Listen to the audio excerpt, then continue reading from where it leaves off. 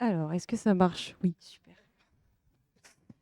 Hem, eh bien, bonjour à tous et merci d'être, présentes aujourd'hui. Je suis stressée, voilà, je le dis comme ça sort. Et du coup, voilà, merci encore d'être venus, pour cette, discussion, table ronde avec, des supers invités.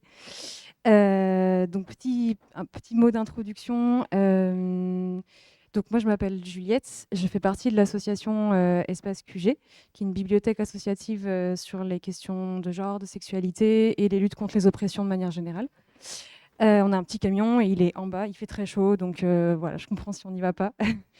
Et du coup, j'ai pas mal aussi travaillé autour des questions du fanzina.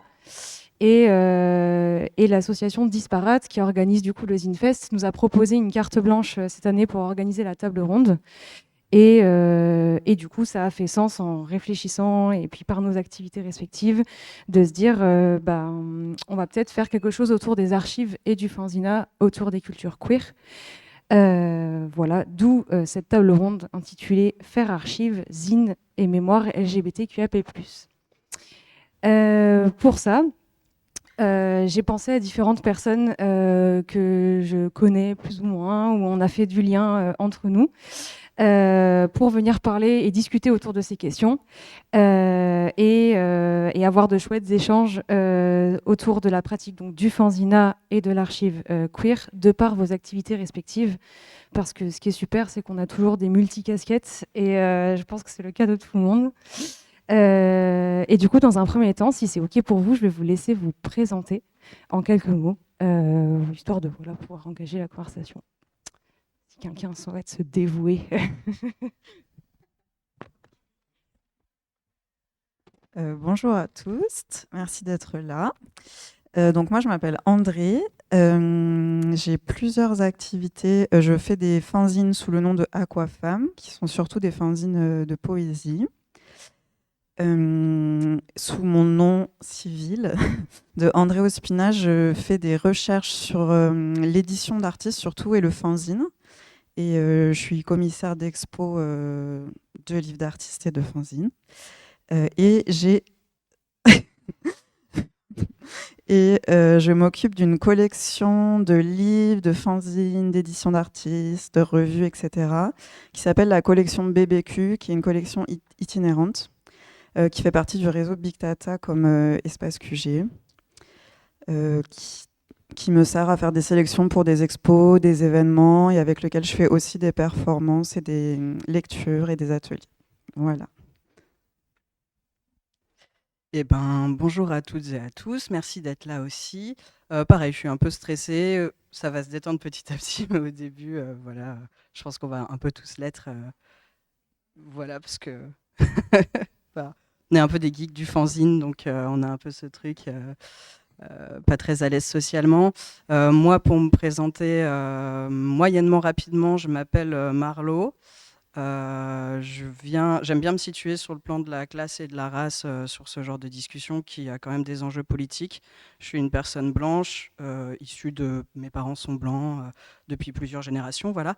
Et je viens aussi d'un milieu populaire, ouvrier, plutôt précaire. Mais moi, j'ai eu accès à des études supérieures, donc j'ai quand même fait la faculté des arts de Strasbourg, qui m'a permis d'avoir quelques compétences, notamment sur l'expression écrite et orale. Bien que ce soit pas du tout nécessaire de faire des études à la fac pour arriver à ça, et c'est aussi l'intérêt du fanzine, et c'est aussi ce dont on va pouvoir parler aujourd'hui. Mais je tiens à le dire parce que c'est important aussi de se situer, et voilà, on n'a pas tous et toutes les mêmes parcours, et on n'a pas tous et toutes les mêmes avantages, les mêmes privilèges et tout, donc c'est important d'en avoir conscience. Donc voilà, sur ma situation à cet endroit-là. Après, au niveau du fanzine, moi j'y suis rentrée par le milieu du squat, donc plutôt par le fanzine très militant, et j'ai beaucoup de mal à séparer la pratique du fanzine et le militantisme. Bien que je sais qu'il y a une grosse pratique d'usine qui est aussi très artistique et voilà, qui va se développer ailleurs, et c'est hyper ok. C'est pas les endroits qui m'intéressent le plus, et je préfère le dire dès le début. Donc voilà, j'ai une pratique moi-même du fanzine. J'ai aussi fait partie d'un collectif où on a monté une bibliothèque queer féministe décoloniale autogérée dans un squat. Et c'est en fait par là que je suis tombée dans le milieu du fanzine et que j'en suis jamais sortie. Donc ça, c'est pour voilà, ma casquette. Je fais aussi une distro, plutôt qu'on essaie de faire tourner avec mon copain dans les campagnes et dans les endroits où il n'y a pas trop accès aux infokiosques, aux fanzinothèques et tout. On tourne aussi beaucoup dans les festivals, qui sont des endroits assez intéressants et particuliers pour tenir des espaces comme ça. Et à côté de ça, je travaille à la fanzinothèque de Poitiers depuis environ 1 an. J'y fais principalement de la documentation, mais aussi de l'animation d'ateliers, de l'éducation populaire, on va dire, aux fanzines, de la médiation, je ne sais pas si je l'ai déjà dit, de la communication. Enfin bref, on reste sur des trucs multicasquettes qui sont très liés aussi aux fanzines, au milieu punk, au milieu du do it yourself. Et voilà, et du coup aujourd'hui j'ai beaucoup parlé de ce point de vue-là de documentaliste dans une fanzinothèque qui est subventionnée, donc qui rentre quand même dans des trucs d'institution, qui n'est pas du tout le même endroit, ni les mêmes moyens, ni les mêmes directions politiques parfois que les collectifs autonomes et autogérés. Donc voilà, moi je vais avoir un peu ce truc plus institutionnel dont on va pouvoir parler et qu'on va aussi pouvoir critiquer. Et voilà. Bonjour, Elliot, enchanté. Du coup, nous, on vient avec le collectif Transfactrad. Donc, on est un collectif de traduction d'archives transpédées, comme le dit notre nom. Du coup, nous, on a une pratique du fanzina du côté, donc aller chercher forcément des archives à traduire. Ça va pas toujours être des fanzines, on a des journaux, on a des films, des vidéos, enfin voilà, c'est assez large. Et ensuite, certaines de nos traductions, donc on publie beaucoup de traductions sur notre site et on produit aussi des zines de nos traductions et des contributions qu'on nous propose ou de gens du collectif. Donc voilà.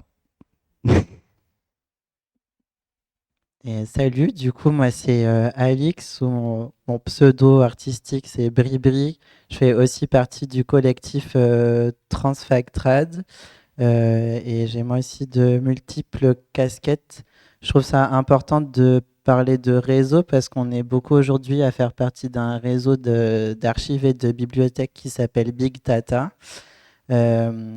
Et du coup, c'est aussi dans ce cadre-là qu'on parle aujourd'hui parce qu'on a une réflexion au niveau du réseau sur les archives de fanzine. Et en plus de Transfactrad, bah, j'ai une pratique personnelle de zine qui vient pas tellement du milieu militant pour ma part, mais plutôt de... J'ai commencé par faire des contributions à des zines sur des sujets de santé mentale. Et sur ces dernières années, je parle plus de cul et de BDSM dans mes zines, voilà. Mais je fais aussi partie d'un collectif d'archives queer naissant à Bordeaux qui s'appelle Les Imbrûlables. Et je vois ma comparse dans la salle. On a beaucoup d'archives de fanzines dans notre collection, donc peut-être que je vais en parler un moment ou pas. Trop bien. Bah, merci beaucoup à tout le monde. Je me disais qu'on pouvait commencer avec une première question un peu simple, on va dire, mais qui fait introduction aussi. Donc ma question, c'est plutôt comment vous faites pour trouver les fanzines queer qui viennent nourrir vos pratiques artistiques ou qui viennent nourrir vos fonds ou qui viennent nourrir voilà, tout ce microcosme et toutes les multicasquettes que vous pouvez avoir. Aussi du coup dans la traduction et quelle joie et quelle importance en fait aussi ça représente que de tomber sur des brochures d'autres époques ou d'autres communautés ou d'autres territoires avec d'autres mouvements et qui peuvent faire écho aujourd'hui dans vos pratiques ou juste dans votre réflexion. Voilà, vaste question.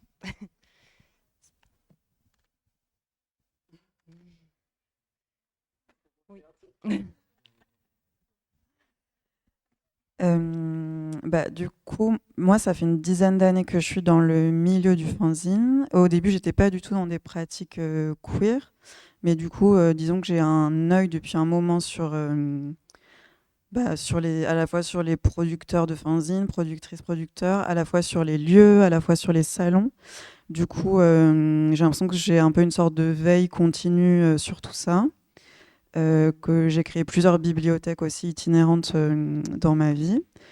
Du coup, ça fait que, ouais, typiquement, tous mes réseaux sociaux, ils sont, comment on dit, dirigés vers ça. Enfin, toutes les ressources sur lesquelles je vais tomber, ça va être lié au fanzine. Plein de mes amis font du fanzine. Enfin, voilà, du coup, je suis tout le temps dans le train pour aller dans des salons de fanzine comme aujourd'hui. Du coup, donc voilà, donc je pense que ça passe beaucoup par de la veille sur Instagram, beaucoup, même si voilà, on aimerait bien partir d'Instagram.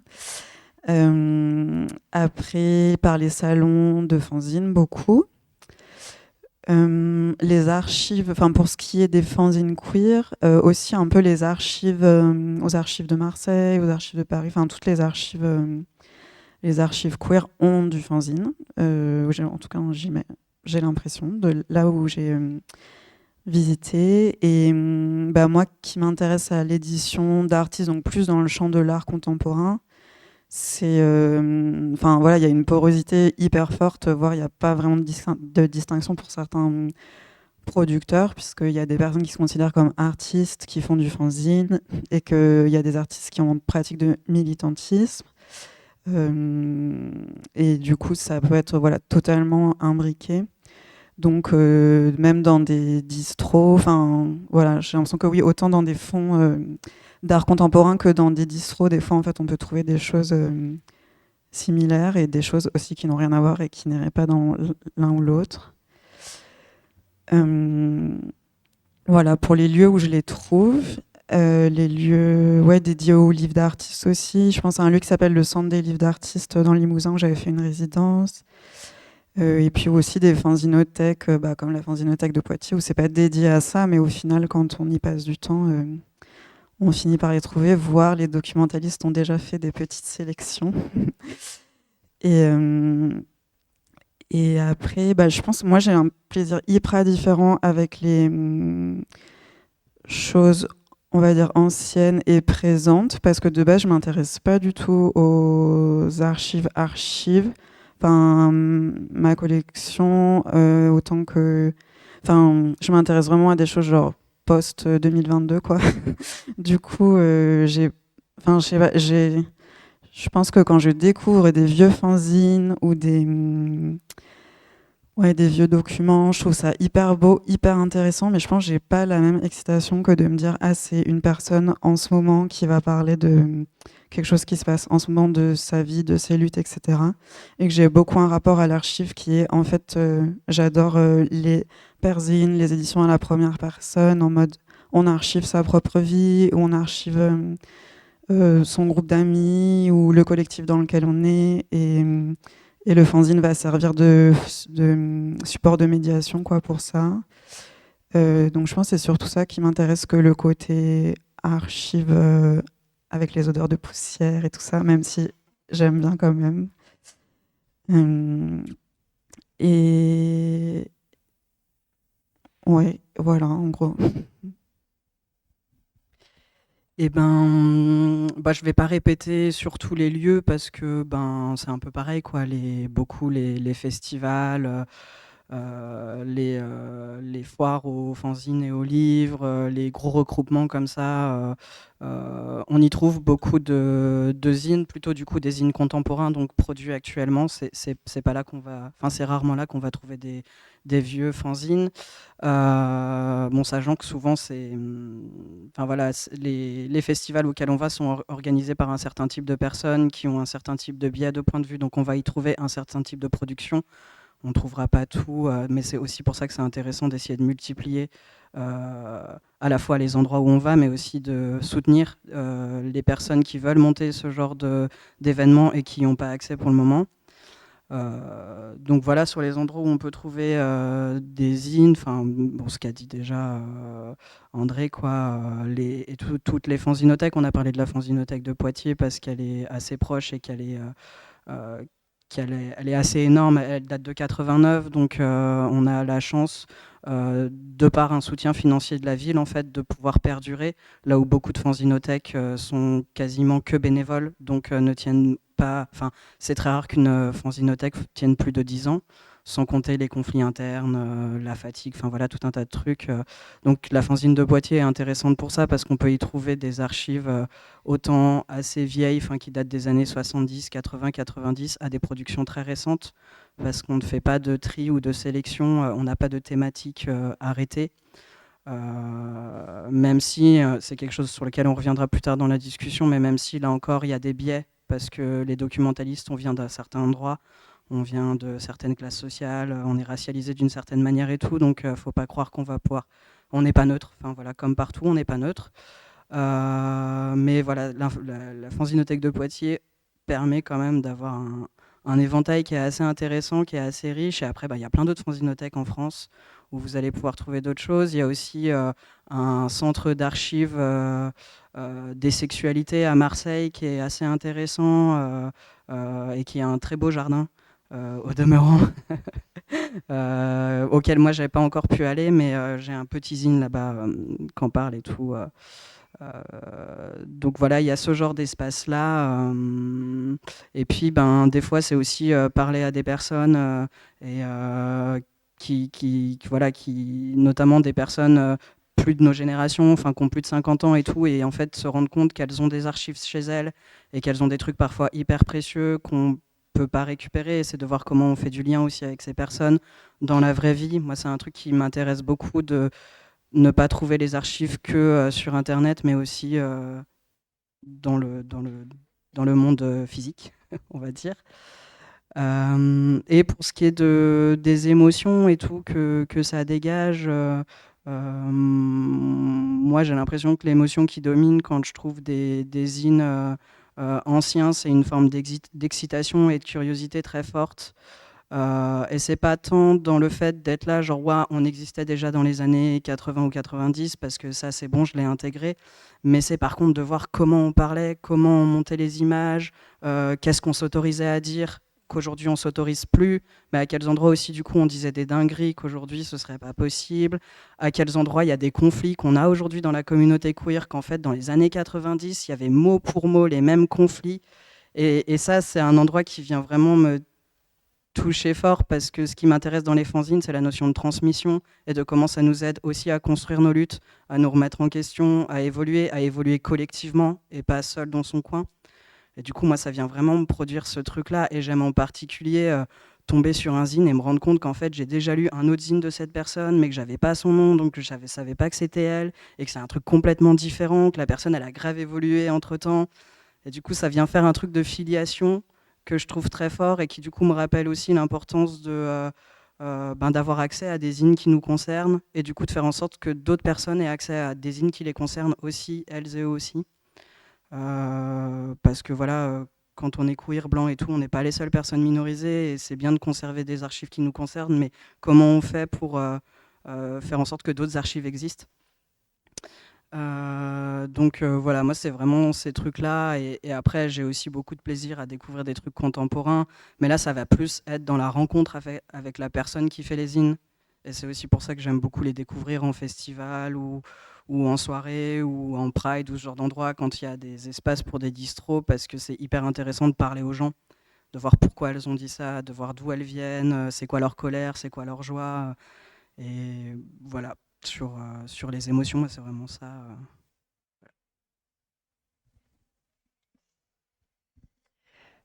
Du coup, nous, comme on se base sur donc, des textes qui sont plutôt de l'anglais, on va majoritairement aller chercher des choses sur Internet, hein. Donc, on se base sur des gens qui ont souvent déjà fait le travail d'archivage. Donc, un des sites sur lesquels on trouve pas mal de journaux, notamment qu'on traduit, ça va être Digital Transgender Archives. Donc voilà. On va aussi avoir beaucoup de choses qui viennent de blogs, des choses comme ça. Et à un moment, il y avait eu des membres du collectif qui s'étaient rendus à San Francisco, si je dis pas de bêtises, dans un centre d'archives pour aller les consulter, etc. Et donc dans le terme de trouver quoi, les textes et les différentes publications, on parle quand même d'une époque où la communauté déjà trans n'est pas énorme et la communauté transpédée est très petite. Donc on a quand même une sorte de liste de noms qu'on va retrouver assez souvent, quoi, et on va pouvoir faire des liens comme ça et ça avance à partir de ces noms-là, quoi. Voilà. Bon, du coup, vous avez compris que pour trouver les archives, on est tous en mode L-word à tirer des traits entre les gens. Le conseil principal que j'aurais pour trouver des archives de fanzine queer, c'est d'être complètement obsédé et d'être repéré comme l'obsédé du coin. Parce que après, les gens viennent te parler en mode « Ah, j'ai trouvé ce truc ». C'est un peu comme les gens qui collectionnent les fèves ou les timbres, hein. Voilà, ça se fait assez naturellement. Donc, dites haut et fort que vous êtes obsédé des fanzines queer et puis des gens viendront chez vous avec des boîtes et des trucs dedans où vous diront ah, je te présente un machin et ça crée des situations assez incroyables. Donc, comme émotion, oui, l'excitation, mais l'obsession, beaucoup. Par exemple, la Transfactrad récemment, on a terminé de traduire un magazine qui s'appelle le RAG. Et dans celui-là, il y avait une liste d'organisations trans ou trans-friendly des années 90. Et un camarade, à peu près aussi obsédé que nous, s'est amusé à googler chacun des groupes et a trouvé que l'un d'eux avait une page Instagram. Donc tout autant obsédé que lui, on a envoyé un message à cette page Instagram. Et on a appris que leur newsletter de l'époque, donc qui équivaut à un fanzine parce que c'était distribué directement dans les boîtes aux lettres des gens, avait été remise en production par une meuf trans qui s'appelle Robin Olsen, qui a repris l'association en main et qui travaille avec des archives. Et cette Robin, elle a commencé à vouloir relancer la newsletter de Transviti parce qu'elle s'est rendue à l'université du Smith dans le Massachusetts où elle a vu les archives d'Alison Bechdel. Et c'est dans les boîtes d'Alison Bechdel qu'elle a trouvé une copie de cette newsletter des années 90 qu'elle s'est dit « Oh mon Dieu, donc il y avait des trans en dehors des grandes villes, je veux savoir ce qui se passe », a contacté Bechdel donc, pour avoir les infos et a relancé depuis la newsletter. Et l'histoire un peu drôle, c'est que Alison Bechdel est passée en conférence cette année à Bordeaux. Et donc, j'ai pu lui parler de ça. Et justement, elle venait de parler à Robin, parce que Robin est en train de faire un projet d'archivage oral des trans du Vermont. Et se sont rencontrés comme ça. Donc, en fait, c'est un grand complot mondial, je dirais. De l'assaut ? C'est Trans Vermont, donc c'est Trans VT. Et c'est sur Insta si vous voulez les suivre. Trop bien. Mais justement, là, dans tout ce que vous évoquez à vos différentes échelles, il y a un vrai lien qui se fait entre le militantisme et la pratique de l'archive indirecte ou directe. Enfin, là, dans ton exemple, c'est hyper clair comment faire renaître quelque chose et qui vient recréer du lien et en fait vient recréer aussi, enfin, moduler des liens qui participent à des formes de militantisme. Et ça, je trouve que c'est quelque chose qu'on retrouve vraiment fort dans le fanzina, où on peut le voir comme une forme de praxis queer, où du coup le processus est hyper important, enfin si ce n'est aussi important que le résultat, l'objet final qu'on consulte, etc. Et en fait, j'ai l'impression que dans nos manières de faire autour des archives, il y a du commun avec cette pratique du fanzina, et vous l'avez déjà un peu évoqué. Et justement, je reviens sur la question des multicasquettes. si vous avez envie un peu de développer autour de ça, que ce soit par exemple pour toi Marlo, je sais que le fait d'être dans une institution, pas une institution mais une association comme la Fanzinothèque mais qui travaille de manière un peu institutionnelle, comment tu modules aussi ou comment tu peux moduler avec ta pratique militante de par aussi ce que tu as énoncé comme de là où tu viens, de tes pratiques issues aussi du squat, etc. Et je précise, puis après si vous... Carrément, du coup, je vais commencer par répondre. Déjà, sur la notion du zine qui serait une praxis queer, moi, je pense que c'est plutôt que le zine influence les praxis queer, parce que le zine est une pratique qui est complètement antécédente, qui date des années 30. Et il y a eu des fanzines écrits par des militants homosexuels, transsexuels, transgenres, bisexuels, etc., avant qu'il y ait un mouvement queer qui émerge. Par contre, ce qui est intéressant dans l'histoire du fanzine queer, c'est, dans une partie en tout cas de l'histoire du fanzine queer, c'est comment... c'est une histoire que je trouve assez intéressante. Je vous conseille, si vous avez l'occasion de le regarder, le film documentaire qui s'appelle Homocore ou Queercore, je ne sais plus, How to Punk a Revolution, qui revient sur le fanzine JDS qui a été lancé par J.B. Jones et Bruce LaBruce. Donc J.B. Jones, c'est une lesbienne ou bisexuelle, je ne sais plus, qui faisait du punk et qui faisait aussi de la vidéo.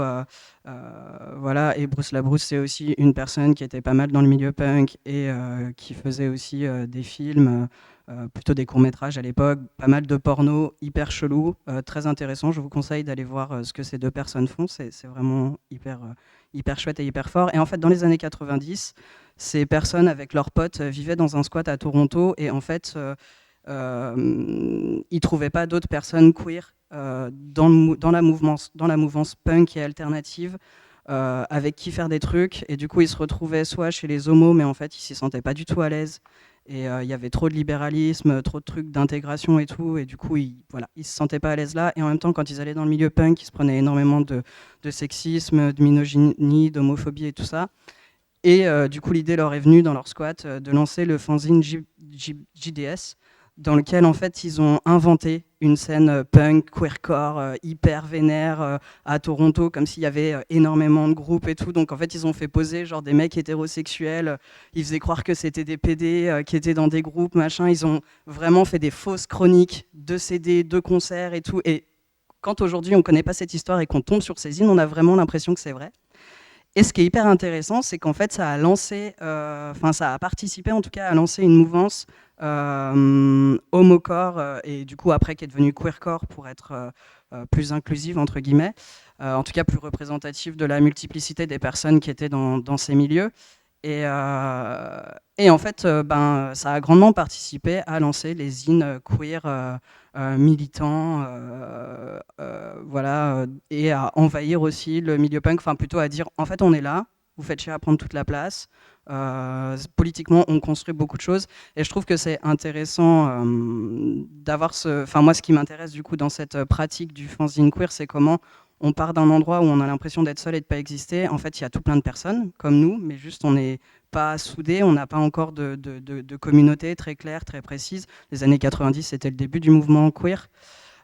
Et du coup, comment le fanzine, par des fictions, par des faux trucs, ça a permis de créer un mouvement qui est qui s'est internationalisé, qui s'est ouvert à d'autres trucs. Donc déjà, je trouvais que c'était important de rappeler ça sur l'histoire du fanzine queer, et aussi de rappeler que malheureusement, c'est quelque chose qui s'est très peu transcrit et sur lesquels on a très peu de recul aujourd'hui, y compris par exemple à la Fanzinothèque.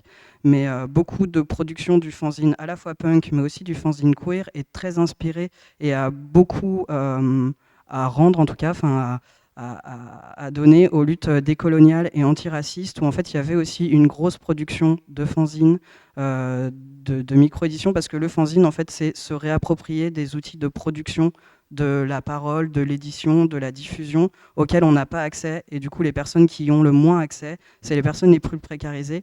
Et du coup, je trouve important aussi, quand on est queer, en particulier quand on est blanc, de rappeler ça aussi. On n'a pas inventé le fanzine.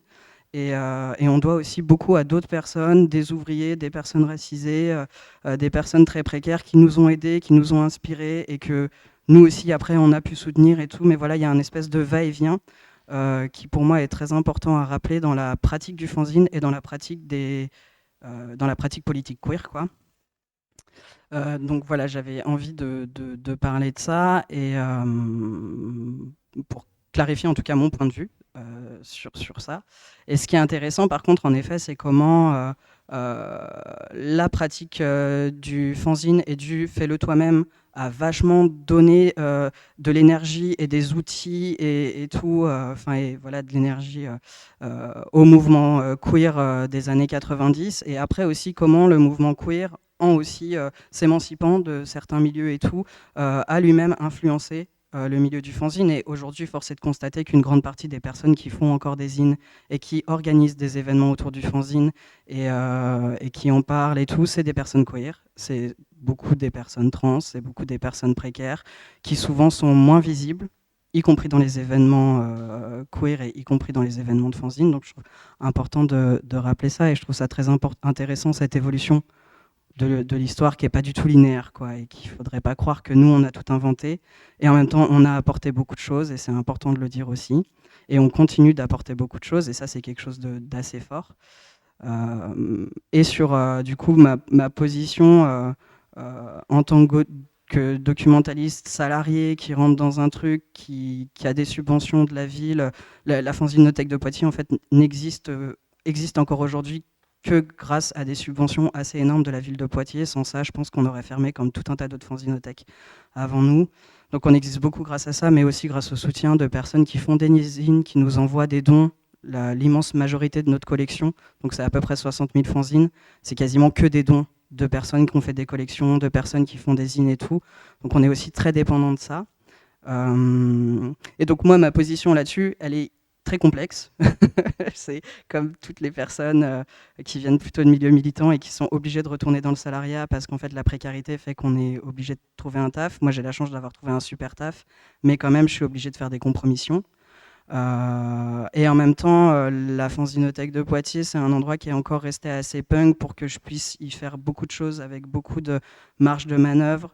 Sans qu'on vienne me demander de rendre des comptes, sans qu'on vienne trop me policer. J'ai un champ très très libre sur toute la collection militante, plutôt queer féministe et tout, mais c'est plutôt moi qui m'en occupe. Je suis concernée et je suis formée sur ces questions, donc on me fait vraiment confiance là-dessus et c'est quelque chose d'assez intéressant et j'espère que ça va durer et j'espère que quand je partirai de la fanzinothèque, d'autres personnes concernées par ces questions et tout prendront ma place et prendront encore plus de place puisqu'on vienne s'approprier complètement le lieu. Et qu'est-ce que je voulais rajouter pour finir Et oui, je trouve que rien que le fait que je puisse parler comme ça de la fanzinothèque, que je puisse aussi critiquer l'aspect institutionnel, ça montre que c'est quand même un espace qui reste assez punk pour accepter l'autocritique. Donc voilà, évidemment, ça vient jouer des trucs un peu de ma position parce que je fais plus des zines comme avant. Je suis sortie du milieu squat pour tout un tas de raisons. Et puis à Poitiers, il n'y a pas de squat. Donc, mais en même temps, voilà, ça reste un espace qui est un peu dans un interstice et je trouve ça. Enfin, si je vous le dis aujourd'hui, c'est aussi pour vous encourager à venir rentrer dans ces interstices que permettent ce genre d'associations et d'y aller à plusieurs, parce que seul c'est compliqué, mais d'y aller pour les occuper et pour faire les archives que vous voulez, faire les événements que vous voulez, faire les discussions que vous voulez. Faut pas compter sur les personnes qui ne sont pas concernées pour le faire. Donc voilà, c'est un truc n'hésitez pas à venir et c'est aussi l'intérêt du fanzine et de tout ce mouvement autour du fanzina, c'est que c'est par et pour les personnes et voilà, voilà.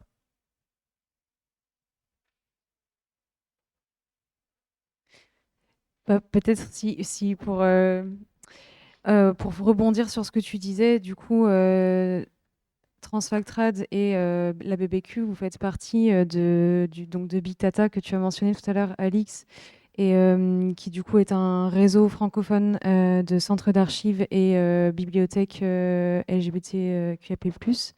Et l'idée, c'est de travailler en réseau, en gardant notre autonomie. Enfin, Espace QG en fait partie aussi. C'est pour ça que je vais parler peut-être au on aussi à des moments. Et je pense que dans ce que tu disais sur la question de pouvoir s'infiltrer ou en tout cas de partager des outils en commun, peut-être vous auriez peut-être envie de rebondir sur ça, que ce soit du coup côté Transfactrad ou de la BBQ.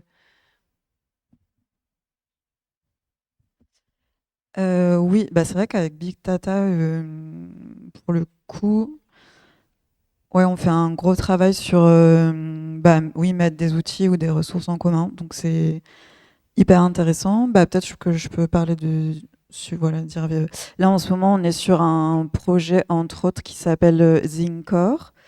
Donc, on a commencé, enfin, dans une bibliothèque, j'imagine que vous savez qu'il y a des catalogues, et du coup, les catalogues, il faut les remplir.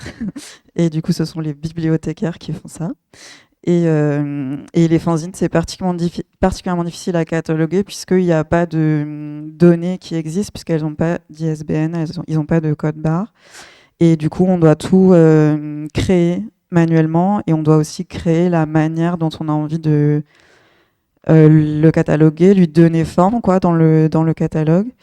Après, évidemment, il y a des fanzinothèques qui existent depuis longtemps, donc il y a déjà eu beaucoup de réflexions, etc., par rapport à ça. Donc on se puise aussi là-dedans et on se pose aussi beaucoup la question de comment, en tant que personne queer, on catalogue. Enfin, qu'est-ce qui va intéresser une personne queer quand elle consulte un catalogue? C'est quoi les mots qui vont lui parler, par quel voilà, biais cognitif elle va passer? Quand on catalogue, quand on est bibliothécaire, en fait, le taf, c'est surtout de se mettre dans le cerveau de l'autre personne à qui on parle et de réussir à amener cette personne vers les ressources qui vont lui correspondre. Et si la personne est une personne queer et qu'on n'est pas une personne queer, bah, on risque de pas trouver le chemin, quoi. Voilà, donc avec Zincor, on est en train de cataloguer tous les fanzines du réseau, enfin on commence. Donc on a fait une résidence au Jardin des Passages dans le Cantal il y a quelques semaines, c'était trop bien. Quelques mois, quelques semaines. Ouais. Voilà, où on a été en mode petit geek, petit rat des bibliothèques, sur nos petits ordis pendant 3 jours. À pas vouloir faire de pause goûter tellement on était à fond sur le catalogage. Et donc voilà, donc c'est aussi penser à tous les mots-clés, entre guillemets, qui vont être dans les notices pour que voilà, les personnes puissent arriver aux bonnes ressources. Et il y a aussi un outil qui s'appelle le Tatasaurus, donc qui part du mot thésaurus, donc comme l'arborescence de mots-clés dans un catalogue de bibliothèque, où on cherche à imaginer qu'est-ce que ce serait un thésaurus queer, donc vraiment le vocabulaire qui servirait à classer des livres sur un catalogue pour que les personnes arrivent à trouver exactement les bonnes ressources. Voilà. Donc ça demande de choisir, par exemple, est-ce qu'on met lesbien ou est-ce qu'on met gwyn, ou est-ce que quand on clique sur lesbien, on peut arriver aussi à toutes les ressources où il y a écrit gwyn, enfin tout ce genre de questions. Si les zines ont des contenus genre hyper problématiques, est-ce qu'on le met dans les mots-clés, est-ce qu'on le met pas dans les mots-clés, comment on le formule, enfin voilà, plein de questions de ce type qui sont hyper passionnantes mais qui sont voilà, qui peut rendre un peu un peu fou aussi. Donc voilà, enfin tout ce travail est hyper intéressant. Et après, moi, je dirais que, enfin, je voulais quand même rebondir sur le truc du multicasquette et je sais plus exactement comment tu avais formulé ta question, mais moi, ça m'a fait penser au fait que, bah, moi, je pense que je me vois plus comme bibliothécaire que militante et que j'ai l'impression que je me vois vraiment comme un peu un trait d'union, quoi, entre les gens, des pratiques, des objets. Et que mon rôle, c'est pas tant de militer pour des trucs, mais de amener les gens vers des ressources. Voilà. Et je sais qu'en tant que personne femme aussi, on vient souvent vers moi pour avoir des informations.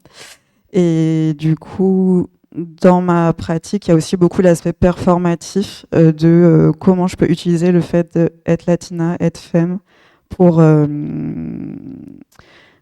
amener les gens vers des ressources. Du coup, Enfin, le truc du militantisme, moi, je le vois grave à travers un truc aussi très intime où je me mets beaucoup en jeu en tant que personne. Et des fois, je fais des recherches dans des lieux institutionnels dirigés par des vieux monsieur de 60 ans qui sont un peu horribles. Et voilà, et je dois être moi-même là-dedans et chercher des queeros dans la collection. Et ça peut être assez difficile. Mais ouais, je sais pas, j'ai un peu ce truc de je veux être un peu cette passerelle, enfin une des passerelles parce qu'il y a plein d'autres gens qui font ça, mais en tout cas c'est le rôle que j'aime avoir là-dedans. Du coup, je sais pas si c'est du militantisme, mais c'est politique pour moi en tout cas. Voilà. Je veux bien rajouter un truc. Je trouve ça hyper intéressant, cette notion de passerelle. Et je trouve pour moi, ça rappelle que comment nos luttes militantes et tout, elles ont besoin de tout un tas de maillons. En fait, faut pas qu'on fasse tous et toutes la même chose. Et du coup, ça prend vachement sens. Je reconnais, enfin, en étant du coup dans une association un peu institutionnelle où il n'y avait pas trop de personnes queer avec moi, enfin avant moi, je veux dire, je vois ce truc d'être confronté à des personnes qu'il faut en plus éduquer en même temps et s'économiser parce que le but c'est de choper des infos pour la commu en fait, c'est pas d'aller éduquer ces gens. Donc déjà je voulais rebondir là-dessus, je trouvais ça très intéressant comment tu l'as dit. Et je voulais rebondir sur ce truc du thésaurus et du choix des bons termes et tout, parce que c'est un truc qui est hyper intéressant quand on est un peu zinzin des in et de la documentation et de l'archive. Enfin, c'est hyper intéressant parce que ça vient questionner aussi comment on pense, comment on construit un vocabulaire à un moment de nos luttes et de nos vies, en fait, parce qu'on n'est pas que dans la lutte, et de comment ça va peut-être évoluer ou quoi, et que du coup, on construit ce truc-là, et comment on fait pour le rendre à un endroit accessible et assez vaste. Et pour rebondir là-dessus, moi, quand je suis arrivé à la Fanzinothèque, il n'y avait pas vraiment de thésaurus. Il y avait pas, on est 3 documentalistes. Aucun documentaliste n'a fait des études de documentation ou des études d'archives ou quoi. On ne vient pas du tout de là. Du coup, on construit nos outils un peu à l'arrache et notamment grâce à des échanges avec voilà, des personnes comme André, comme Alix et tout, qui viennent aussi apporter des trucs, d'autres savoirs, d'autres manières de faire, et c'est hyper important. Et du coup, pour rebondir là-dessus, je suis la première personne employée qui est vraiment out en tant que personne queer, en tant que personne trans, PD et tout. Et du coup, c'est moi, en arrivant, qui ai dit « Waouh, ok, cette manière-là de cataloguer les trucs queer, ça va pas du tout. » Parce que quand on est queer et qu'on fait des recherches, on tombe pas sur ces in, alors que ces in existent. Et du coup, ça vient... en fait, ça rend inaccessible des ressources et des archives qui peuvent être hyper importantes, qui peuvent être très douces, qui peuvent être très fortes ou qui peuvent remettre en question. Et ça les rend inaccessibles aux personnes concernées. Les personnes non concernées en ont souvent rien à foutre parce qu'ils ne vont pas chercher ces trucs-là. Et du coup, c'est très important tout ce travail-là de comment on y rend accessible, comment on cherche les bons termes, les bons trucs, enfin voilà, des trucs qui ont l'air de trucs de geek et qui n'ont pas l'air très importants et tout. Et en fait, sur la notion d'archives de mémoire, c'est extrêmement important. Et en même temps, c'est très fun et très intéressant. Donc voilà, j'avais envie de rebondir là-dessus. Je trouve que c'était un super truc à aborder, quoi. Et du coup, quand on a fait ce super week-end au Jardin des Passages, on en a profité pour mutualiser en se mettant en contact avec des groupes en dehors de Big Tata. Donc c'est cool que tu sois là aujourd'hui, comme ça on prend contact avec la Fanzino de Poitiers. Mais à l'occasion de ce week-end, on a fait une visio avec la Fanzino de Genève, avec Shérif, le chat d'André, en guest star dans la visio. Et justement, en fait, on est confronté aux mêmes questions qui sont liées au catalogage de fanzines. Et peut-être que bientôt, il y aurait un forum pour qu'on puisse discuter de tout ça et qu'on ne soit pas d'un côté les fanzinothèques et d'un côté les collectifs d'archives et de bibliothèques, puisqu'au final, on a un peu les mêmes problèmes. Et je tiens à clarifier que je ne suis pas archiviste professionnel, hein. Genre, ma seule compétence, c'est d'être obsédé. Je me suis formé en autodidacte en étant dans un collectif d'archives queer. Et voilà. Donc, tout le monde peut apprendre. Et justement, puisqu'on est dans un événement de fanzine, je trouve ça important de revenir aux pratiques de do it yourself Et dans le réseau Big Data, on fait beaucoup de transmission de compétences. Le catalogage tout court, c'est pas évident. Enfin, on l'a vu, l'interface, c'est pas simple. Mais le catalogage de fanzine, ça pose encore plus de questions. Et je sais que Juliette, tu travaillais à faire un peu un tuto, en tout cas un guide. Je sais pas si tu as envie d'en parler un petit peu. Tu inverses les rôles là. Non, mais oui, bah, l'idée en fait aussi justement dans Big Data, le fait de travailler en réseau, ça participe à mettre en commun des pratiques et de s'assurer des formes de transmission. Alors ce sera jamais parfait, évidemment, et ce sera toujours à améliorer, à compléter. Mais effectivement, moi, je suis bibliothécaire, je suis formée à ces questions, et du coup, c'est aussi ces échanges-là qu'on a eus durant tout le week-end où j'ai au final pas catalogué de zine, mais parce que je notais tous les champs, toutes les entrées, comment on allait pouvoir modifier aussi le logiciel informatique avec une autre personne, Fred, du coup, qui faisait la même chose que moi, pour s'assurer derrière d'une forme de facilité, plutôt faciliter, oui, le catalogage et rendre ça accessible à d'autres. Et du coup, oui, je rebondis sur ce que tu dis. Je pense que c'est aussi ça l'intérêt, et puis c'est aussi ce que vous disiez, enfin, ce que tout le monde dit, de pouvoir rentrer aussi dans les collectifs qui sont déjà existants, ou bien de monter des collectifs dans des espaces où il n'y a pas de préservation de ces archives queer-là.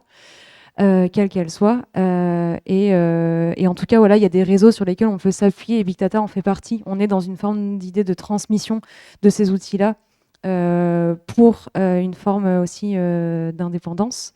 Et c'est bien, ça me fait la transition avec ma peut-être dernière question, parce que je vois que le temps tourne, et peut-être aussi on pourrait laisser la parole un peu au public s'il y a des questions, et si voilà. Mais du coup, dans les archives, enfin dans la pratique des archives communautaires queer, la question du territoire, on l'a déjà un petit peu évoqué, du local, donc local au sens avec ses communautés, ses personnes, ses complexités aussi communautaires à l'intérieur, qui sont pas toujours en adéquation, mais qui vivent quand même dans un même espace. Donc c'est un sujet qui est quand même important dans les archives communautaires queer. Qui conserve quelles archives et appartenant à quel territoire. On a le cas, enfin, on sait par exemple que beaucoup de choses peuvent être concentrées, notamment à Paris, et déposséder aussi des territoires de certaines de leurs histoires. Et comme on l'a dit juste avant, si c'est mal catalogué, si c'est mal indexé, etc., bah, ça devient inaccessible complètement. Et du coup, pardon. Donc c'est un élément, je trouve, qui fait commun avec la question aussi du fanzina, puisque le fanzina, on maîtrise les conditions de production et de diffusion à des échelles qui sont choisies, selon si on est seul, si on est en collectif, etc. Et donc c'est tout aussi essentiel. Et du coup, là, c'est une question qui s'adresse un peu à vous tous. Mais selon vos pratiques précises, comment vous voyez le fait de traduire des archives, par exemple, ou bien d'archiver, ou bien de valoriser des zines queer par rapport à leur contexte initial de création, donc d'autres époques, d'autres territoires, d'autres identités, ou pour le dire autrement et plus simplement, comment vous voyez dans vos pratiques des formes de militantisme se façonner par le fait d'agir sur le fanzine en lui-même? C'est peut-être pas assez clair sinon, ou juste réagir sur la question de territoire aussi et de l'importance que ça peut représenter. Je peux commencer parce que du coup j'avais lu tes questions, tu nous les avais envoyées et quand je l'ai lu, bon, y a pas mal de trucs qui me sont venus en tête, donc je vais essayer de pas du tout faire un tunnel, mais pour ouvrir un peu le truc et tout, moi cette question sur la notion de territoire et de comment on peut à la fois centraliser des archives et du coup en arriver à un truc où toute une partie des gens concernés n'y ont pas du tout accès. Ça se trouve, c'est mal archivé. Ça se trouve, c'est archivé par des personnes qui ne sont pas concernées ou qui ne sont pas concernées partout, ce qui est souvent le cas. Moi, ça m'a tout de suite fait penser à une scène dans le film The Watermelon Woman, où j'ai oublié le nom de famille de la réalisatrice, c'est Cheryl Dunye. Voilà, merci beaucoup. qui est un super film. Je vous encourage vraiment à aller le voir si vous l'avez, enfin à le voir tout court parce qu'il passe rarement en salle. C'est un vieux film, mais qui est génial. Et il y a une scène que j'ai trouvée incroyable et qui moi m'a vraiment fait réfléchir à ma position en tant que documentaliste et en tant que personne qui fait aussi des archives queer. À une échelle plus réduite en dehors de la fanzinothèque. Et en fait, il y a une scène où le personnage principal veut aller dans des archives dans une grande ville, je crois que c'est à New York, un truc comme ça. Le personnage principal vit à Philadelphie, veut aller dans des archives pour trouver des informations, notamment sur une actrice et performeuse noire américaine et tout, qui a été un peu effacée de l'histoire du cinéma hollywoodien et tout. Et du coup, elle va dans des archives qui s'appellent les archives du clit ou du clito, un truc comme ça. C'est très drôle. L'acronyme est très marrant. Je me souviens plus ce que c'est, mais c'est très marrant. Et elle y va avec l'espoir de trouver comme ça des archives qui la concernent, parce que c'est des archives qui sont censées être réservées pour les personnes concernées par ces questions, genre les blancs n'y ont pas du tout accès, machin et tout. Et en fait, quand elle se pointe, la meuf qui est responsable des archives, c'est que des bénévoles, c'est une lesbienne blanche et tout, et qui a un rapport horrible avec les archives, déjà qui parle très mal à la personne, mais qui est vraiment dans un truc de genre, ouais, nous, on sauvegarde votre mémoire, on est trop stylé, on est trop génial et tout est mis dans un carton n'importe comment. Quand elle arrive pour poser les trucs sur la table, elle renverse le carton, donc toutes les archives qui sont hyper précieuses et qui sont rares s'éparpillent partout, et en même temps, elle empêche au personnage qui est là pour faire un documentaire de filmer les trucs, parce que faut respecter la mémoire, faut pas que ça sorte d'ici, machin. Bref, faut aller voir le truc. Ce personnage est assez terrible, et pour moi, en fait, je l'ai regardé et j'ai dit, ok, c'est tout ce que je ne veux pas être quand je fais de l'archive, de déposséder les personnes concernées et aussi de se déposséder nous-mêmes de nos propres archives, et du coup de comment classer au mieux, comment faire en sorte de pouvoir vraiment dire d'où ça vient, dans quel contexte ça a été écrit, pourquoi, c'est quoi les enjeux, et quand c'est pas possible, de le visibiliser, on ne sait pas d'où ça vient, on ne sait pas qui nous a donné ce truc. Enfin, par exemple, nous à la Fanzinothèque, on écrit si c'est un don, on essaie d'écrire d'où ça vient et tout. C'est aussi intéressant de noter quand on ne sait pas. Enfin voilà, toute cette traçabilité-là est très importante, et aussi de comment on accueille les personnes quand elles viennent sur place, comment on essaye d'être, comment dire, de mettre en confiance les gens et tout, parce que c'est pas si évident que ça, de rentrer dans des archives. Souvent les personnes sont hyper impressionnées, donc nous, c'est aussi notre rôle de produire ça.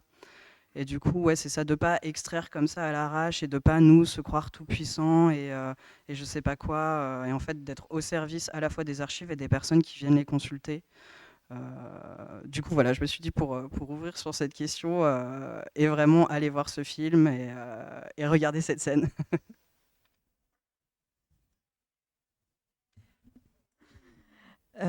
Oui, pour revenir au truc du ou de la bibliothécaire, moi j'ai l'impression qu'il y a un truc d'humilité quand même assez fort, où on est au service quoi, du document ou des objets et des personnes qui viennent. Et du coup, moi je sais qu'au début, je me suis beaucoup dit, dans ma bibliothèque, la collection BBQ, je me suis beaucoup dit, pour parler de territoire plutôt genre identitaire, ou quelles identités est-ce que je peux montrer, dont j'ai le droit de parler, entre guillemets. Et en fait, petit à petit, ma bibliothèque, elle s'est élargie vraiment, parce que je me suis dit, mais tant que moi, je me pose comme un peu une passeuse, et que j'ai des informations sur les objets, et que c'est ça que je transmets, en fait, ça va être intéressant pour la personne en face de moi. Et c'est ça qui est intéressant, c'est que j'amène un truc à l'autre personne, même si c'est des zines de transpédés, et que je ne suis pas transpédée, par exemple, ou je sais pas, ou d'autres époques, ou d'autres régions, ou voilà. Et du coup, au début, c'était une bibliothèque itinérante, donc c'est vrai que j'allais dans plein de coins très différents. Donc le truc de territoire, c'était assez important, parce que les gens, ils me donnaient des fanzines au fur et à mesure. Du coup, voilà, il y avait plein de personnes qui pouvaient être identifiées dans certaines régions, et d'autres non. Et du coup, ça faisait un peu des découvertes. Et aussi le fait de moi venir de base plutôt d'un milieu art contemporain, et de petit à petit être rentrée plutôt dans des milieux queer, milieux militants, ça a fait aussi que j'apporte une matière très différente par rapport à plus des distros ou des personnes qui sont très habituées à des brochures militantes et qui découvrent voilà, des pratiques de gens qui sortent des beaux-arts. A priori, ils se seraient pas penchés sur leurs pratiques. Et en fait, voilà, on voit que ça peut cohabiter. Et enfin, moi, ça m'intéresse vraiment énormément, quoi, ce truc entre les domaines et de pouvoir faire des ponts entre les domaines et de pas rester dans une vision de c'est quoi le milieu militant, c'est quoi les artistes, enfin voilà. Et, et je pense, ouais, du coup, peut-être la bibliothécaire peut être aussi un pont du coup entre tous ces territoires et environnements, pour conclure. Ben, du coup, Transfactrad, après moi j'ai rejoint un peu plus récemment. Ça s'est créé sur des enjeux de territoire parce que les membres qui ont fondé le collectif sont partis du constat que on n'avait pas vraiment accès à notre histoire transpédée et qu'en fait le peu d'archives qu'on trouvait étaient essentiellement anglophones. Et sauf que tout le monde ne parle pas anglais, en fait. Voilà, fun fact. Du coup, on s'est vraiment créé pour rendre ces archives accessibles en territoire francophone. Donc, c'est des enjeux qui nous travaillent beaucoup. Après, on a nos biais propres parce que comme on traduit beaucoup de l'anglais, bah, on a très peu traduit d'archives hispanophones, par exemple, ou en italien, ou n'importe quelle autre langue. Euh, Peu d'allemand et d'espagnol, parce qu'on est surtout à parler anglais dans le collectif, mais j'espère que ça va évoluer. On a pris contact avec le groupe d'archives PD du Pérou pour leur demander s'il y avait des archives transpédées. Donc j'espère qu'on aura bientôt des réponses. Et en changeant de casquette pour celle des imbrûlables sur la question du territoire, dans ce collectif-là, on essaie de retrouver des fanzines queer bordelais spécifiquement, parce que le constat, c'est que la plupart des archives qu'on connaît sont des archives parisiennes. On connaît beaucoup l'histoire queer américaine d'abord, puis ensuite un peu parisienne, et pas grand-chose dans les autres régions. Et j'ai vu que Marlo, sur la table de la fanzino qui est au fond, tu as quelques exemplaires de Dildo, qui était un fanzine bordelais des années 2000, dont on a quelques copies aux Imbrûlables. Et puis, voilà, sans désigner, on a des donatrices très généreuses dans la pièce qui nous ont filé aussi des brochures militantes. Ce qui est aussi spécifique avec le zine, c'est que comme c'est des productions qui ne passent pas par des maisons d'édition, c'est souvent tiré à très peu d'exemplaires, tiré un scred le week-end au boulot, littéralement. Et du coup, c'est des documents qui sont pas physiquement précieux et qui souvent sont pas traités de manière précieuse et qui vont pas être conservés. Et donc, il y a tout un enjeu à essayer vraiment de creuser, de chercher dans les fonds de grenier des gens pour trouver des documents vraiment locaux, quoi. Tout à fait. Je pense qu'on arrive presque enfin, on a dépassé, mais c'est pas... Enfin, pour moi, c'est OK. Mais peut-être dans le public, si jamais vous avez des questions, des remarques, des suggestions, je ne sais. OK. Hop. Salut, merci pour cette table ronde. Moi, j'ai une question pour Transfag Trad. J'aimerais savoir, parce que tu parlais vite fait, toutes nos références sont anglophones. C'est difficile d'avoir accès à notre histoire. Est-ce que ce process d'aller chercher des archives qui sont peut-être un peu plus disponibles sur des sites anglais, en numérique notamment, pour y avoir accès, est-ce que ça vous a aidé à vous réussir à trouver de l'archive francophone, de voir sur la diversité peut-être des types d'archives, sur la diversité de comment les personnes pouvaient parler de leur vécu? Est-ce que ça a aidé à vous lier à cette production d'archives un peu plus DIY et queer francophone ou pas?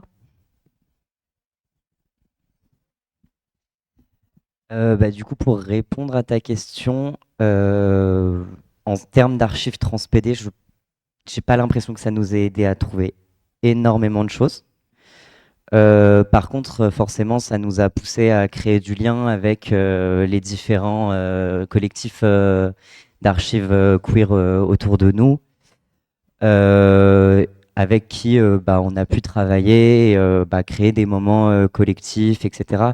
On n'en a pas parlé, mais par exemple, assez récemment, par exemple, il y a eu un atelier avec Very Important History, donc VIH, sur le VIH chez les mecs trans. On a fait un atelier avec des textes, etc., où les gens pouvaient venir et on mettait à disposition des archives. Et donc, ça nous a permis vraiment d'avoir une réflexion ensemble sur la mémoire, etc., et les archives. Je ne sais pas si ça répond à ta question. Mais après, c'est vrai qu'en termes de texte, on n'a pas trouvé tant de choses que ça, et c'est pour ça qu'on reste sur des choses qui viennent beaucoup de l'anglais, quoi. Après, sur Digital Trends Archive, il y a quelques archives francophones. On en trouve. En fait, c'est la plus grosse base de données d'archives trans qu'on peut trouver en ligne. Il n'y a pas de groupe francophone équivalent. Donc, il y a des archives françaises dessus, mais pareil, il faut diguer, il faut être obsédé et chercher là-dessus. Et puis, comme l'événement avec Very Important History, mais plein d'autres le montrent, on ne travaille pas tout seul dans notre coin et on est en lien avec plein d'autres collectifs. Il y a un collectif qui s'est créé cette année qui s'appelle Lesbo Trans News, qui est à propos d'archives de femmes trans, lesbiennes et bi. Et donc, on s'échange en fait. Donc, si nous, on trouve dans un magazine un truc sur une femme trans lesbienne, on leur envoie. Puis, inversement, et au sein du réseau Big Data, il y a un groupe de travail intercollectif qui s'appelle Turbo Trans, dans lequel on se partage tout un tas d'archives. Donc, quand on trouve des choses, on se les envoie.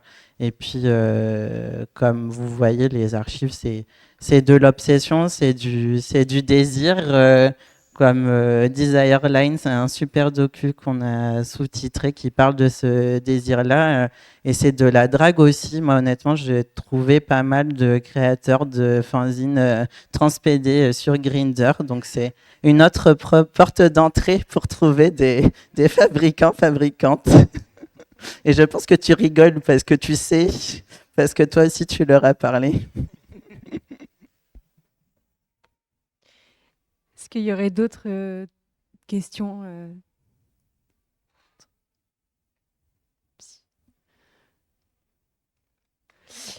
Eh ben... mais non, Et ben, juste avant que vous partiez hyper vite en bas, je vous propose d'aller faire un tour sur la petite table de lecture que j'ai mis. C'est des archives du coup avec des trucs qui datent des années 90 à des trucs jusqu'à aujourd'hui qui sont homo, queer, TPG. Et il y a une partie de la sélection qui est plutôt locale du Grand Ouest, on va dire. Et puis il y a des trucs qui viennent qui sont un peu plus internationaux. Et j'ai vu que dans la bibliothèque de QG, il y avait ce bouquin que j'ai commencé hier soir, qui est très chouette. Et au cas où, le zine qui est mentionné dedans de l'auteur qui s'appelle Fax School, on a le premier exemplaire qui est posé sur la table, si vous voulez y jeter un coup d'œil. Parce que c'est toujours très chouette de voir ce qu'ont fait les gens avant d'être publiés en bouquin. Et c'est un super zine. Et moi, je ne savais pas du tout que c'était lui l'auteur. Je ne savais pas d'où il venait, c'était quoi sa situation. Donc, je suis ravie de le découvrir. Donc, voilà, n'hésitez pas à prendre un peu du temps. Si vous avez l'occasion de passer à la Fanzinothèque de Poitiers, je sais que je l'ai un peu critiqué sur des trucs de straightness ou quoi, mais par contre ça vaut quand même vraiment fort le coup de venir, de nous rencontrer, de parler avec nous d'archives. On organise assez régulièrement des discussions autour des archives, notamment des archives queer et TPG. Voilà, donc n'hésitez pas si vous avez l'occasion, s'il faut être logé sur place, on peut vous aider. Voilà, et puis merci beaucoup d'être venu. Voilà. Et je précise juste aussi, il y a la petite table devant où il y a des objets à vendre par les personnes qui sont actuellement présentes. Donc n'hésitez pas à regarder aussi des zines un peu inédits de Transfactrad, Marlowe et André.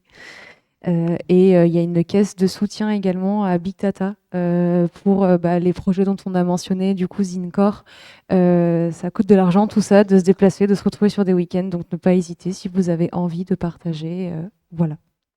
Je me dis, comme on est sur la conclusion, on pourrait peut-être faire un petit tour de où nous retrouver et nos actus. Donc, Transfactrad, on a un site, transfactrad.fr. On est sur les réseaux sociaux. On a Mastodon et Instagram. Voilà. Et on fait pas mal d'événements sur Paris. Le prochain, c'est le pique-nique, le 12 juillet. Voilà. C'est les vacances un peu. Mais en août-septembre, il y a un camarade qui emménage à Bordeaux. Donc, suivez-nous parce que peut-être il y aura plus de trucs à Bordeaux cette année.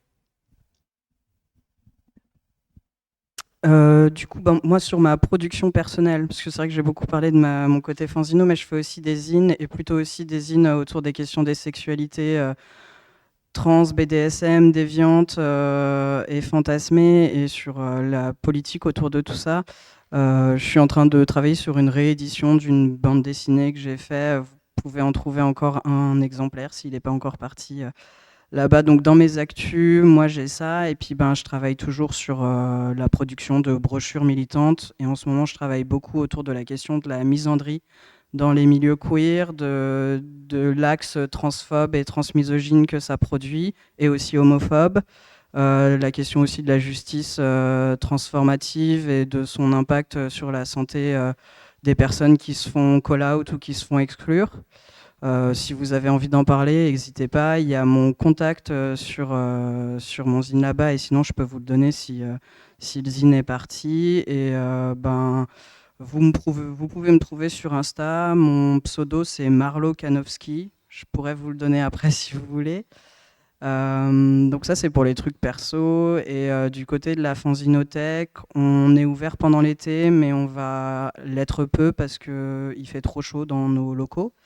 Mais on a une exposition assez chouette en ce moment qui s'appelle Lutte des casses, et qui est autour de la typographie et de l'impression artisanale, et beaucoup du détournement de texte, de jeux de mots et tout ça, qui est assez sympa. On va recevoir là très prochainement un don assez important de zines queer féministes, plutôt d'archives et tout. Donc moi j'en suis ravie, et mon actualité de travail, c'est que je vais documenter tout ça, ça va être super. Et à la rentrée, s'il y en a qui ont envie de venir jusqu'à Poitiers, si je ne me trompe pas, c'est le 12 septembre, mais vous pouvez retrouver l'info sur les réseaux sociaux de la Fanzinothèque de Poitiers. On organise, donc c'est un samedi, on organise une après-midi de lecture d'archives homo, transpédéguine, queer. On va proposer un certain nombre de textes et on en choisira un. Et voilà, pour le lire collectivement, en parler, et parler aussi de comment faire vivre les archives queer TPG de la Fanzino, comment les faire aussi bouger ailleurs et tout ça. Donc si ça vous intéresse, n'hésitez pas à venir déjà nous rencontrer en bas, on a un stand, et puis à nous rejoindre sur les réseaux sociaux et tout. Je mettrai des infos à ce moment-là. Voilà. Donc, moi, j'ai laissé des petites cartes de visite où il y a ma main et un coquillage dessus. Voilà, il y a mon Instagram dessus si vous voulez me suivre. Du coup, en tant qu'aquafemme, je vais faire le salon Paper Melody fin septembre à Marseille. Je vais être dans une expo qui va être assez belle, je pense, qui s'appelle Impression mutante à Nantes. Je crois que c'est à partir de mi-novembre, si je ne me trompe pas. Et c'est des personnes plutôt champ de l'art, mais élargi. Et ils font des expos de livres, donc avec toute une scénographie et tout, c'est assez beau. Et voilà, et cet été, j'ai pas de choses parce que l'été, je travaille pour pouvoir ne pas travailler le reste de l'année. Et après, en tant que plutôt André Ospina, la commissaire d'exposition, j'en ai fait que 2 dans ma vie, je vais faire un commissariat d'expo à la Fanzinothèque sur les perzines, donc plutôt les fanzines proches des journaux intimes, fanzines à la première personne, en 2027, mais je crois pas qu'on ait dit des dates encore. Et la collection BBQ n'a pas pour l'instant de rendez-vous de prévu, mais va peut-être se sédentariser, en tout cas pour une partie, plutôt la partie livre que la partie fanzine. La partie fanzine va rester avec moi, dans un lieu associatif qui s'appelle La Talvert, qui est dans le Lot, donc là où j'habite, puisque en fait elle vit très peu la partie livre parce que je peux pas trop la déplacer, c'est lourd et les gens ils ont pas le temps de lire sur les stands. Donc je pense la mettre dans un lieu pérenne, mais ce n'est pas encore fait. Et sinon, bah, on va cataloguer des fanzines. Voilà. Eh ben, merci à tout le monde et pour votre écoute à tout le monde aussi.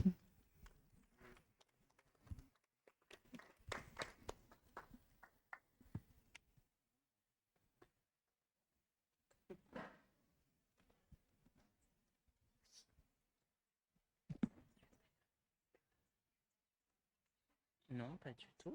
Ça va. On est juste anxieux de manière générale. C'était très bien.